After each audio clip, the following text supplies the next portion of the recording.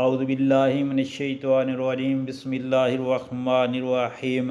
حضرت ابو ہریرہ رضی اللہ تعالی عنہ سے روایت ہے، فرماتے ہیں کہ میں نے نبی کریم صلی اللہ علیہ وآلہ وسلم کو فرماتے ہوئے سنا ہے کہ جب کوئی شخص کہتا ہے بسم اللہ الرحمن الرحیم، سبحان اللہ والحمد للہ ولا الہ الا اللہ واللہ اکبر ولا حول ولا قوة الا باللہ العلی العظیم، سبحان اللہ والحمد للہ ولا الہ الا اللہ واللہ اکبر ولا حول ولا قوة الا باللہ العلی العظیم، تو اللہ تعالیٰ فرماتا ہے میرا بندہ متی اور فرما بردار ہو گیا، اسے بخش دیا گیا۔ دوستو، یہ نبی پاک صلی اللہ علیہ وآلہ وسلم کی ایک بہت ہی پیاری اور مستند حدیث ہے۔ حضرت ابو ہریرہ اس کے راوی ہیں۔